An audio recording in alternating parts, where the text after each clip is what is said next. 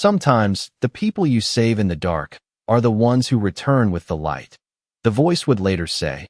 But that morning, Claire Bennett had no idea why 135 luxury cars were lined up outside her small wooden house, their engines humming softly against the cold dawn, headlights cutting through the last traces of falling snow like something unreal. Something out of place in a quiet town where most cars were a decade old and rusted at the edges. Neighbors stood frozen on their porches, coffee mugs forgotten in their hands, watching as black SUVs and polished sedans stretched down the entire block, their glossy surfaces reflecting a life Claire had never touched. Not once, not in her 27 years. She stood in the doorway wearing an oversized gray sweater, sleeves pulled over her hands, her breath visible in the icy air, confusion written across her face, because just 12 hours earlier, she had been counting loose change behind the counter of her nearly empty diner, wondering if she could keep the heat running through the week. The wind had started as a whisper, then a warning, then something louder, something relentless. By nightfall, the blizzard had turned the world outside into a white wall, roads buried, power lines trembling, and just as she was about to lock the door, they came, 15 men in expensive coats, shoes unsuited for snow, faces tense with irritation rather than fear, and one older woman in the middle of them, wrapped in elegance that couldn't hide how badly she was shaking. They didn't belong in her diner. That much was obvious. Their voices carried authority, impatience, the kind of tone that expected doors to open without question. But Claire didn't ask who they were, didn't ask what they could pay. She simply stepped aside and said quietly, "It's not much, but it's warm." And that was enough. Inside, the storm pressed harder against the windows, rattling the glass, the heater struggling to keep up, lights flickering like they might disappear at any second. But Claire moved calmly, pouring what little soup was left, splitting it into smaller bowls, offering blankets from the storage room, even giving up her own coat without hesitation when she noticed the older woman's hands trembling uncontrollably. No one thanked her, not at first. Some of them barely looked at her, too busy checking phones that had no signal, too used to control to accept helplessness. But Claire didn't change, didn't shrink, didn't try to impress. She simply did what needed to be done, quietly, steadily, as if kindness was not a choice but a habit. And sometime in the middle of that long, freezing night, when the wind screamed like it might tear the roof away, the older woman reached out and held Claire's hand, her grip fragile but certain, and asked in a soft voice, "Why would you do all this for strangers?" And Claire, without thinking, without looking for the right words, simply answered, "Because the cold doesn't ask who deserves warmth." And for a moment, the room fell silent, not because of the storm, but because something in that sentence didn't belong to someone with so little, something steady, something unshaken. And by the time morning came, they were gone, every single one of them. No noise, no goodbye, just a small note left behind on the counter, written in clean, deliberate handwriting.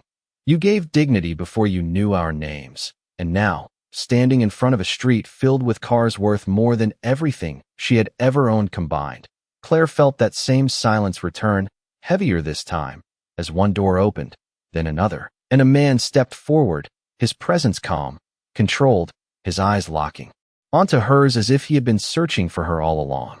The man did not rush, did not raise his voice, yet somehow the entire street seemed to move around him as he stepped forward, snow crunching softly beneath polished shoes that had no business being on a street like this. Claire stayed where she was, fingers tightening slightly inside the sleeves of her sweater, her breath shallow, not from fear, but from the quiet weight of not understanding. He stopped a few feet away, close enough that she could see the calm in his eyes, the kind of calm that came from always being in control. Yet today there was something else beneath it, something softer, something that did not match the line of expensive cars behind him. "Claire Bennett," he said, her name landing gently in the cold air as if it had been practiced, and that alone made her pause, because she had never told them her name. Not last night, not once. Her brows drew together slightly, confusion turning sharper now, more focused. "Do I know you?" she asked, her voice steady, even if her thoughts were not. The man gave a small nod, not of agreement, but of acknowledgement, as if her question was expected. "Not yet," he replied. And then, after a brief moment, "But you knew us when it mattered." The words hung there, quiet, deliberate, and behind him, one by one, the other car doors opened. The same men from the night before stepping out, but different now. Not because their clothes had changed, but because their posture had. Their eyes no longer distant, no longer impatient.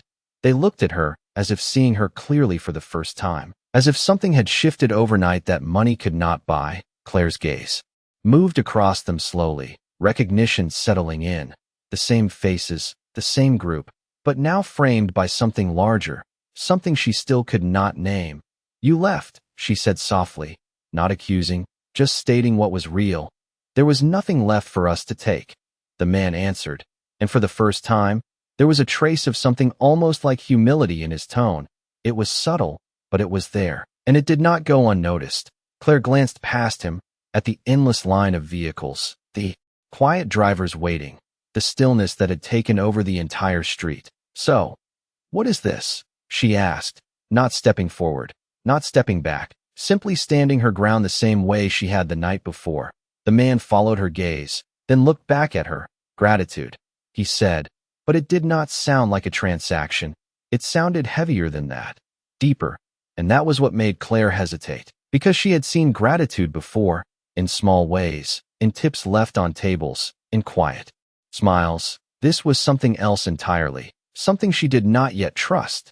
"You do not need all this to say thank you," she replied, her voice calm, almost gentle, and a few of the men behind him exchanged glances, not offended, not amused, but thoughtful, as if her words carried more weight than any negotiation they had ever been in. The man exhaled slowly, a breath that turned into a faint cloud in the cold air. "No," he admitted, "we do not." And then his eyes softened, just slightly. "But what you did last night was not small." Claire shook her head lightly, almost instinctively. "It was just a place to stay," she said. And for a moment, there was silence again, but this time it felt different, fuller, like something important was about to be said. And when the man finally spoke again, his voice was quieter, more personal. "It was more than that," he said. "You gave my mother warmth when the world had taken everything else from her for that night." Claire's expression changed, not dramatically, but enough, a flicker of realization passing through her eyes. "Your mother," she repeated, and the man nodded, glancing briefly toward one of the cars behind him, as if acknowledging someone inside. "Margaret Cole," he said, and the name landed differently, heavier, as if it carried a history Claire had not yet been told. "And I am Ethan Cole," he added, not with pride, not with expectation, just as a fact. And this time, it was not the name that mattered, it was the way he said it, because for the first time, it did not sound like power, it sounded like something human, something almost grateful. And as Claire stood there, the cold air brushing against her face, the street still frozen in quiet anticipation, she realized that whatever had begun in that small diner the night before had not ended when the storm passed.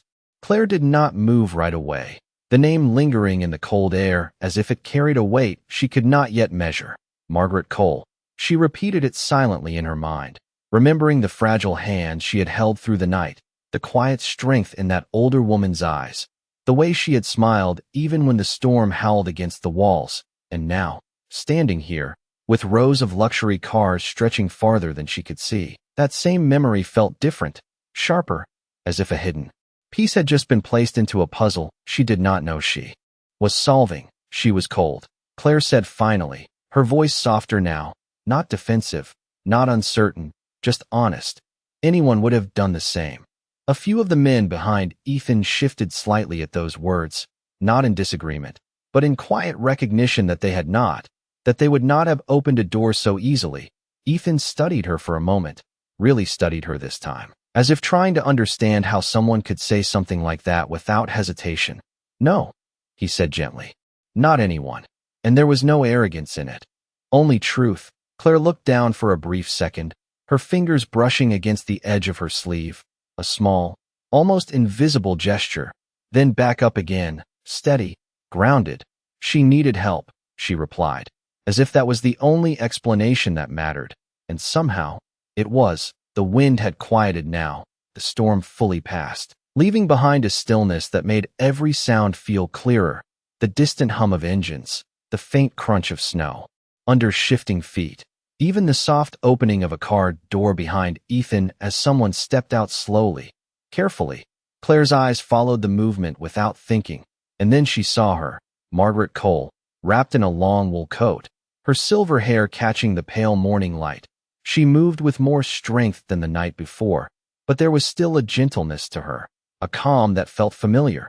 The moment their eyes met, something unspoken passed between them, recognition, gratitude, something deeper than either word could fully hold. Margaret smiled first, a small, warm smile that seemed to cut through the cold entirely, and Claire felt her chest tighten slightly, not from fear, but from the quiet weight of being seen, truly seen. "You stayed with me," Margaret said as she approached, her voice soft but clear, each word deliberate. Claire nodded once, unsure what else to say, because it had not felt like something extraordinary at the time. It had simply felt necessary. "You did not know who I was," Margaret continued, stopping just a few steps away. "And you did not care." Claire shook her head lightly, almost instinctively. "It did not matter," she answered, and for a brief moment, Margaret's eyes glistened, not with sadness, but with something deeper, something that spoke of a life where it had always mattered, where names and status had shaped every interaction, every door opened or closed. Ethan stepped slightly to the side, allowing the two women that space, that moment, and for the first time since arriving, the presence of the cars, the drivers, the entire spectacle behind him seemed to fade into the background, as if none of it was as important as what was happening right here. "Last night," Margaret said slowly, "for the first time in a long time, I was not treated like a name." Claire listened, her expression calm, but something inside her shifted, something she could not quite name. "I was just a person who was cold," Margaret added, and the simplicity of that statement seemed to settle into the silence around them, heavier than anything else that had been said. Claire took a small breath, the cold air filling her lungs, and for a moment, she looked past Margaret, past Ethan, at the long line of cars that had turned her quiet street into something unrecognizable, then back at them, her voice quiet but firm. "You do not need to change anything for me," she said, and it was not rejection, not pride. It was something steadier, something rooted. "I did not do it for this." Ethan's gaze sharpened slightly, not in challenge, but in understanding, as if he had been waiting for that answer, and behind him, the men who had once stood impatient in her diner now stood silent, listening, as if the real conversation had only just begun. And in that quiet, something shifted again, not in the world around them, but in the space between them, where power no longer stood where it once had. And Claire, still in her worn sweater, standing barefoot on cold wooden steps, did not look smaller than them, not even for a second. For a moment, no one spoke, not because there was nothing to say, but because what had been said could not be undone. Claire's words settled into the cold morning air with a quiet finality that even wealth could not interrupt. Ethan held her gaze, not trying to persuade, not trying to override, just listening in a way that felt unfamiliar to him, as if this was the first conversation in a long time where control was not the goal. "I know you did not do it for this," he said slowly, choosing each word with care. "And that is exactly why this matters." Claire tilted her head slightly, not convinced, not dismissive, simply waiting, the same way she had waited tables for years, patient, observant, never rushing a moment that needed time. Ethan glanced briefly behind him, and with a subtle nod, one of the men stepped forward carrying a simple folder, not flashy, not oversized, just a plain, quiet object that did not match the scale of everything else. He handed it to Ethan, who did not open it right away. Instead, he looked back at Claire. "Last night," he continued, "you gave 15 strangers a place to stay, food, warmth, and something none of us expected." Claire's brow furrowed slightly. "What was that?" she asked, and for the first time, a faint smile touched the corner of Ethan's lips, not amused, but almost reflective. "You treated us like we were not important," he said, and a few of the men behind him let out quiet breaths, as if acknowledging a truth they rarely faced. Claire blinked once, the statement catching her off guard. "I treated you like people," she corrected gently. and that distinction seemed to land deeper than anything else. Margaret watched the exchange with a soft expression, her hands folded in front of her, as if she already understood where this was going. Ethan nodded once, accepting the correction without resistance. "Exactly," he said, then finally opened the folder, but instead of reading from it, he turned it toward Claire, holding it out without stepping closer, giving her the choice to take it or not. She hesitated for a second, then reached out slowly, her fingers brushing the edge of the paper, careful, almost cautious. As if whatever was inside might change more than just her morning, her eyes moved across the first page, lines of text, numbers, signatures, but none of it made immediate sense, not in this context, not with the cold air still clinging to her skin and the memory of last night still fresh in her mind. She looked up, confusion. "Clear now. I do not understand," she said, and Ethan did not rush to explain. He let that moment sit, let her feel the weight of not knowing, before speaking again. "That diner," he said quietly. "The one you thought you might lose by the end of the month." Claire's breath caught slightly, just enough to notice. "It is paid for," he continued, and for a split second, the world seemed to narrow. The cars, the people, the entire street fading into the background as those words settled in. But before she could respond, before the meaning could fully take shape, he added, "And not just paid for," his voice steady, grounded, restored. Claire's fingers tightened on the folder, her mind trying to catch up. "What does that mean?" she asked, her voice lower now, more careful. Ethan gestured lightly toward the street behind him. "It means," he said, "you will never have to choose between heat and food again." The silence that followed was different this time, not heavy, not tense, but fragile, as if something important had just shifted and no one wanted to break it too quickly. Claire stood there, the paper in her hands, the cold still around her, but something inside beginning to warm in a way she had not expected. And yet, even then, she did not smile, did not step forward, did not say thank you. Not yet, because there was something else she needed to understand first, something deeper than money, deeper than help. Her eyes lifted slowly back to Ethan, steady, searching. "Why?" she asked, and that single word carried more weight than everything that had come before. The question did not sound demanding. It did not sound suspicious. It sounded simple, almost quiet, but it landed in a way that made the entire street feel still again, as if even the wind had paused to hear the answer. Ethan did not respond immediately, not because he did not have one, but because he understood that this answer mattered more than everything he had brought with him, more than the cars, more than the papers, more than the money behind it all.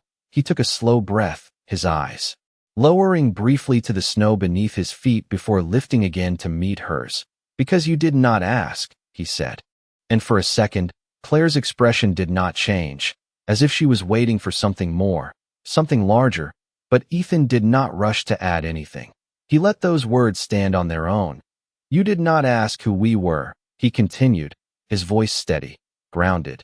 "You did not ask what we could give you, or what it would cost you to help us." Behind him, the men who had stood behind boardroom tables and billion-dollar decisions now stood quietly, listening to a truth that sounded almost unfamiliar in their world. Claire shifted her weight slightly, the wooden step beneath her bare feet cold but grounding. "That should not matter," she said softly, and there was no defiance in it, only honesty, the kind that comes from someone who has never had the luxury of overthinking kindness. Ethan gave a small nod, almost as if he agreed. "In our world, it does," he replied, and there was no pride in that statement, only recognition. Margaret stepped closer then, her presence gentle but undeniable, her hand resting lightly on Ethan's arm for just a moment before she looked at Claire. "Most people," Margaret said, her voice calm, "see value before they offer help." She paused, her eyes softening. "You saw need." Claire looked down briefly, her fingers tightening slightly around the edge of the folder, as if grounding herself in something real, something she could hold. "I saw someone who was cold," she said, and again, the simplicity of it seemed to echo louder than anything else. Ethan let out a quiet breath, not frustration, not relief, something in between. "That difference," he said, "is everything." And for the first time since they had arrived, he took a small step forward, not to close the distance, but to meet her halfway. his posture no longer carrying the weight of command, but something closer to respect. "We are not here to repay you," he added, and that made Claire look up again. Sharper this time, more focused, because everything about this had felt like repayment. "Then what is this?" she asked, her voice steadier now, stronger. Ethan's gaze did not waver. "It is acknowledgement," he said, and there was a quiet conviction in the way he spoke, of what should have been normal, but is not. The words settled between them, and for a moment, Claire felt something unfamiliar, not disbelief, not gratitude, but a kind of distance, as if she was standing at the edge of something she had never expected to be part of. She glanced down again at the papers, at the numbers she still did not fully understand, then back at him. "You cannot fix the world like this," she said, and there was no bitterness in it, only truth. Ethan gave a faint, almost imperceptible smile. "No," he agreed. "But we can fix what is in front of us." Margaret nodded beside him, her eyes never leaving Claire. "And sometimes," she added softly, "that is where it begins." The silence that followed was not empty. It was full, filled with everything that had not been said, everything that did not need to be said. Claire stood there, the cold still around her, the warmth of something else slowly building inside. Not from the offer, not from the money, but from the realization that, for once, someone was not trying to change her, not trying to define her by what she lacked, but by what she had already shown. And yet, even then, she did not step forward, did not accept, because there was still one thing she needed to hold on to, something small but important. Her voice quiet again, but firm. "I am not someone you save," she said, and the words were not defensive, they were simply true. Ethan nodded immediately, without hesitation, as if he had been waiting for that line to be drawn. "I know," he said, and for the first time, there was something unguarded in his expression, something that had not been there before. "That is why we are here." Claire held the folder a little tighter, not out of fear, but out of focus, as if her hands needed something steady while her thoughts caught up. The cold had not changed. The street was still covered in snow.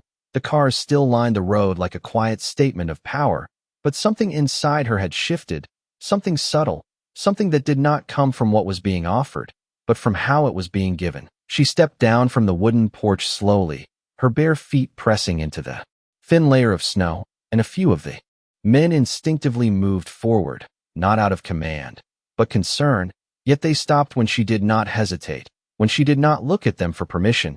She walked past Ethan and Margaret, just a few steps, turning slightly to face the line of cars, her eyes moving across them, not with awe, not with envy, but with quiet observation, as if she was trying to understand a language she had never needed before. "You brought all this here," she said softly, not asking, just stating. Ethan followed her gaze, standing a short distance behind her now, no longer leading, just present. "We wanted to make sure you were heard," he replied, and the words felt different this time, less about scale, more about intention. Claire let out a small breath, visible in the cold air.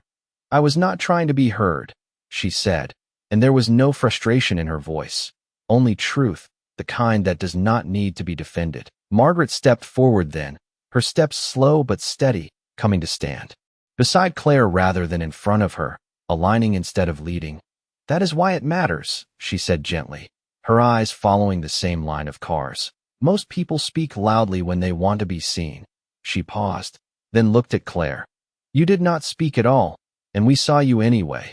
Claire turned her head slightly, meeting Margaret's gaze, and for a moment, there was no distance between them, no difference in their worlds, just two people standing in the same cold morning, understanding something that did not need explanation. Claire looked back down at the folder in her hands, flipping the page slowly this time, her eyes moving more carefully, taking in the details, the signatures, the confirmation that what Ethan had said was real, tangible, not a gesture that would disappear by the end of the day. She swallowed quietly, then closed the folder, not handing it back, not rejecting it, just holding it as if deciding what it meant to her. "If I take this," she said, after a moment, her voice calm but measured, "it cannot be because I need saving." Ethan nodded before she even finished, as if he had already accepted that condition. "It is not," he said. "It is because you gave something that cannot be bought." Claire's eyes narrowed slightly, not in suspicion, but in thought. "And what is that?" she asked, and this time, it was not Ethan who answered. It was one of the men behind him, a man who had been silent since the beginning, his voice quieter than expected, almost careful. "You made us feel equal," he said, and the words seemed to hang in the air, unfamiliar, almost fragile. Claire turned slightly, looking at him, then at the others, seeing the way they stood, not towering, not demanding, but waiting, and for the first time, she understood that this was not about what she had given them physically. It was about what they had felt in that small diner, something they could not find in the world they controlled, something they could not create with money or power. She exhaled slowly, the tension in her shoulders easing just slightly. "Then do not turn it into something else," she said, her voice soft but clear. "Do not make it about me." Ethan's expression shifted, not in disagreement, but in realization, as if that line, that boundary, mattered more than anything written in the folder. He stepped forward just enough to be seen again, not to dominate the space, but to meet her where she stood. "Then let it be about what comes next," he said, and there was a quiet sincerity in his tone now, something that had not been there before, something earned, not assumed. And Claire, standing there in the cold, holding something she had never asked for, realized that whatever choice she made next would not just change her life, it would define the meaning of everything that had happened the night before. Claire did not answer right away, not because she did not have one, but because for the first time, the decision in front of her was not about survival, not about getting through the week, not about choosing what to sacrifice next. It was about direction, and that felt heavier than anything else. She looked past Ethan again, at the long line of cars, at the drivers waiting patiently, at the men who had once stood in her diner as strangers and now stood as something else, not quite friends, not quite benefactors, something in between, and she realized that what stood in front of her was not an offer. It was a doorway, one that could lead somewhere she had never planned to go. She turned back slowly, her eyes steady, grounded. "What comes next does not belong to you," she said, her voice calm, but firm in a way that made the words settle clearly, not sharp, not defensive, just defined. Ethan did not react with surprise, only a slight nod, as if he understood that whatever happened from here would not be directed by him. "Then tell us what it should look like," he replied, and that shift, that simple shift, changed something in the air. Claire took a small breath, the cold brushing against her lungs, her gaze drifting briefly to the horizon where the snow met the pale sky, as if she was looking for something beyond the moment, something she had not yet put into words. "Last night," she began, her voice quieter now, but no less certain. "You said you were stuck." She glanced at the men behind him. "But you were not the only ones." A few of them lowered their eyes slightly, not in shame, but in recognition. Claire continued. "There are people here who get stuck every winter," she said. "Not because of a storm, but because no one is looking." She paused, letting that settle, letting them see what she had always seen, the empty streets, the small homes, the quiet struggles that never made headlines. Ethan listened without interrupting, his posture still, attentive, as if this was the first time in a long time that he was being told something he could not calculate. "If anything comes from this," Claire said, lifting the folder slightly, "it cannot just fix my diner." Her eyes met his again, unwavering. "It has to mean something beyond me." And there it was, not a request, not a demand, but a boundary, a condition that did not bend to money or influence, just truth, the kind that either stood or broke. And in that moment, the silence returned again, but it did not feel uncertain. It felt expectant, as if something important had just been placed on the table, and everyone understood that what came next would define everything. Ethan looked at her for a long moment, not analyzing, not negotiating, simply absorbing. And then, slowly, he nodded, once, firmly. "Then it will," he said, and there was no hesitation in his voice, no need to consult the others, because whatever agreement had been formed here did not need contracts. It needed alignment, and behind him, the men who had built empires with precision and control now stood quietly, accepting a direction that did not come from them, but from a woman standing barefoot in the snow, holding nothing but a folder and a principle. Margaret smiled softly, her gaze moving between them, as if she had been waiting for this moment from the beginning. "This is how change begins," she said gently, not to anyone in particular, but to the space itself. Claire felt something settle inside her then. Not relief, not excitement. Something steadier, something closer to purpose. And for the first time since the cars arrived, she stepped forward, not toward the money, not toward the power, but toward the conversation itself, toward something that felt real, something that could last beyond this morning, beyond this moment, beyond the memory of a storm. And as she did, the distance between her and Ethan disappeared, not because one had moved closer than the other, but because they were finally standing on the same ground. The shift did not happen with noise. It did not come with applause or sudden movement. It happened quietly, almost invisibly, as if the entire street had agreed to hold its breath while something more important took shape. Ethan turned slightly, not to command, but to include, his gaze moving across the men behind him. And this time, they did not wait for instructions. They stepped forward one by one, not in formation, not in hierarchy, but in acknowledgement, as if they understood that whatever came next would not be led by power, but by purpose. Claire watched them closely, not impressed, not overwhelmed, just attentive, measuring something deeper than appearances. One of the men, the same one who had spoken earlier about feeling equal, took a step closer, his voice quieter than before. "There is a property 2 blocks from your diner," he said carefully, as if choosing each word mattered. "It has been empty for years." Claire's eyes narrowed slightly, recognizing the place immediately. A worn building with broken windows and a roof that had not held properly through the last winter. She had passed it countless times without thinking twice. "It used to be a shelter," she said, almost to herself, the memory surfacing slowly. The man nodded. "We checked this morning," he continued. "The structure is still sound." Ethan stepped in then, not to take over, but to connect the pieces. "It can be rebuilt," he said, his voice calm, grounded, not as a project, but as something permanent. Claire felt her grip on the folder loosen slightly, her mind shifting from what had been offered to what could be created. "A place where no one has to knock twice," Margaret added softly, her words landing with a quiet certainty that did not need explanation.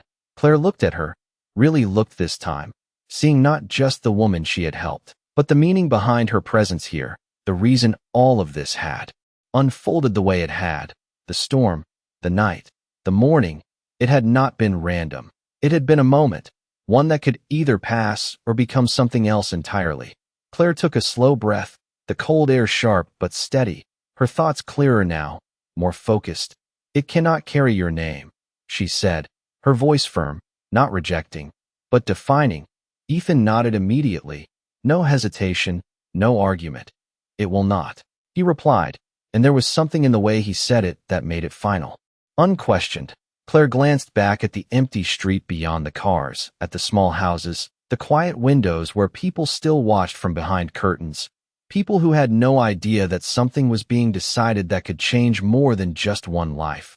"Then it belongs to this town," she said, and for the first time, there was a slight shift in her tone, not softer, but more open, as if she was allowing the possibility to exist. Margaret's smile deepened, not wide, not dramatic, just enough to show that she understood exactly what that meant. Ethan extended his hand then, not as a businessman, not as someone closing a deal, but as someone stepping into agreement. "Then we build it together," he said, and the simplicity of that statement carried more weight than any contract could. Claire looked at his hand for a moment, not rushing, not hesitating out of fear, but out of clarity, and then, slowly, she reached out and took it, her grip firm, steady, equal.